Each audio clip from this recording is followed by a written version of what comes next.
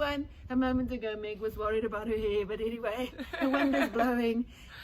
It's a bit of an overcast day, and some of you don't know who we are. So I am Monique, and this is Meg.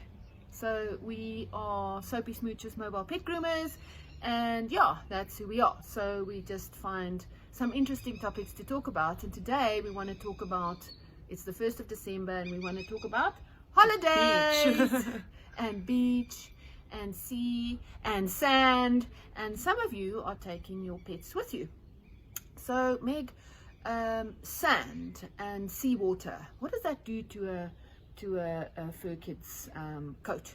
So obviously for those that have dogs that have long hair, so all of your schnauzers, your Yorkies, your retrievers, your huskies, that sort of thing, you'll know that the second you take your dog to the beach, you're going to have serious knotting happening.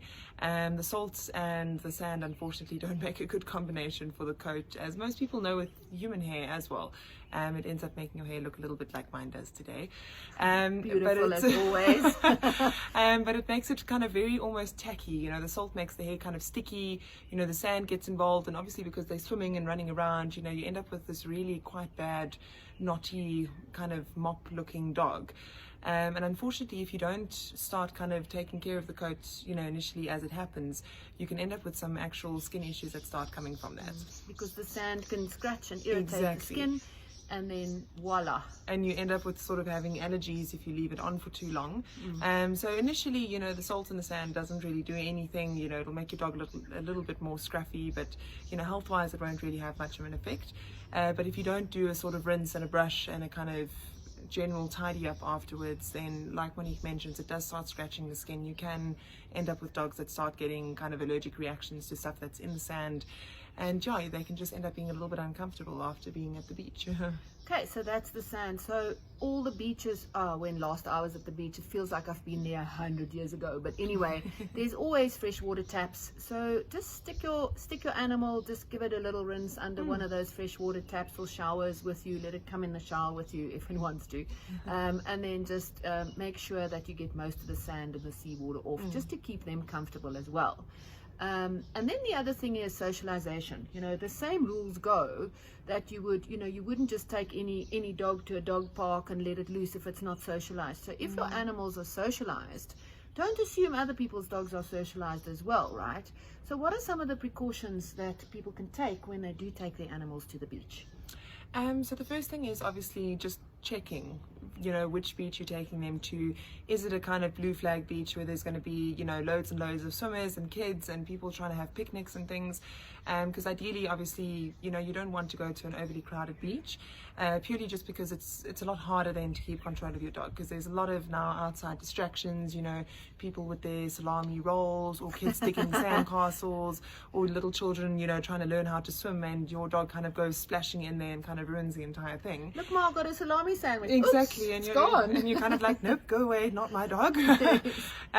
So you do ideally want to go to a beach that's not, you know, sort of crowded. You want to try go somewhere where you're going to be one of the few people on the beach. And weirdly enough, mostly at the coast, you do find beaches that are kind of more dog friendly. They tend to be the beaches that your dog owners do take their pets to. Hopefully socialized, because it's a big worry for me, especially when I take my teeny tot beaver on the beach and, you know, there's another not socialized dog, you know, so it's always a worry that. Correct. So, you know, even when you do go to a kind of dog-friendly beach, make sure that you do keep your dog on the lead initially, just so that you can get a feel of what's going on. Maybe chat to the other dog owners that are there, you know, ask them if their dogs are socialized, if they're okay with small dogs, or if you have a big dog, are they okay with big dogs? And then kind of gauge from there. You know, if you're the only person on the beach, you know, obviously it's, you know, free rein, then take your dog off the lead.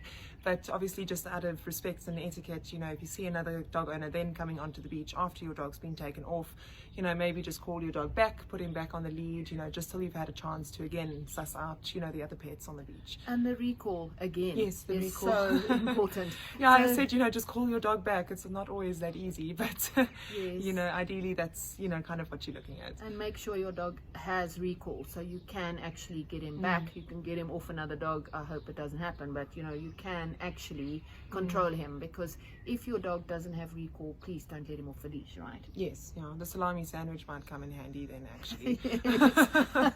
Anyway, on that note, wishing you a wonderful 1st of December. And if you're going on holiday, have fun, drive safely, and we'll see you soon. Cheers, Take care. everyone. And by the way, Megs is going on holiday on Friday. I'm super So jealous. excited. Anyway, take care. Bye.